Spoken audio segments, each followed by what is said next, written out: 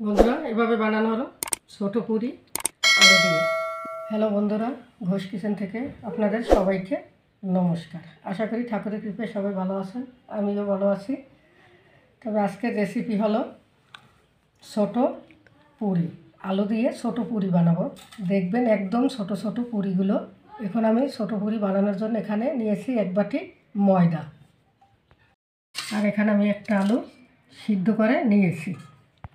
ময়দায় আমি দেব পরিমাণ মতো লবণ, দেব হাফ চামচ বেকিং সোডা এবং আমি সয়াবিন তেল দিয়ে ময়দাগুলো আগে মেখে নেব। তেল দিয়ে আমি মেখে নিয়েছি, এই যে দেখুন হাতের মুঠোয় এসে গেছে ময়দাগুলো। এখন আমি জল দিয়ে মেখে নেব।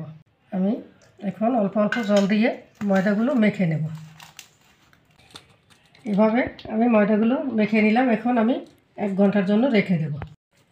আমি আলু মাখার জন্য দেব লবণ, দেব শুকনো জাল ভাজা, দেব হাফ চামচ ভাজা জিরের গুঁড়া, দেব 1 প্যাকেট ম্যাগি মশলার গুঁড়া, দেব বিট লবণ।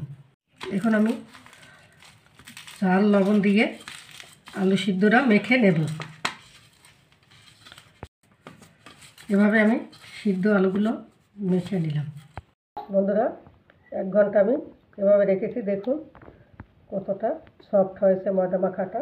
এখন আমি পুরি গোলগুলো কেটে নেব।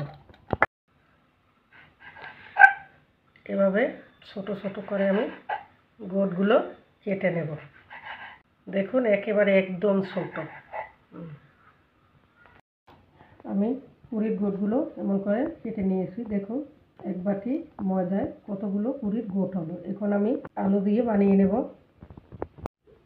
এই যে দেখুন আলু মাখাও কিন্তু একদমই অল্প অল্প নিয়ে মুড়ে নেব। এইভাবে আমি আলু মাখা মুড়ে নিয়েছি।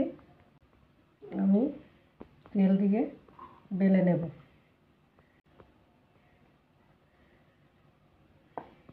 দেখুন এমন ছোট ছোট করেই বেলে নেব। সব পুরিগুলো এভাবে বানিয়ে নিলাম। এই যে দেখুন কত ছোট ছোট করে, আর কতগুলো হয়েছে। এখন ভেজে নেব। আমি তেল গরমে দিচ্ছি, তেল গরম হয়েছে। এখন আমি পুরিগুলো ছেড়ে দেব। ছোট পুরি তো একসঙ্গে অনেকগুলোই দিয়ে ভেজে নেওয়া যায়। একসঙ্গে সবগুলো ধরে না, তাই আমি বাকিগুলো পরে ভেজে নেব। পুরি ভাজা হয়ে গেছে, এখন আমি তুলে নেব। এই দেখুন দেখতেও কতটা সুন্দর লাগছে। এরপরে বাকিগুলো আমি দিয়ে একইভাবে নেড়ে ছেড়ে ভেজে নেব। বাকি পুরিগুলো ভাজা হয়ে গেছে, এখন আমি তুলে নেব। এই যে দেখুন একদম গোল্ডেন কালার করে ভেজে নিয়েছি।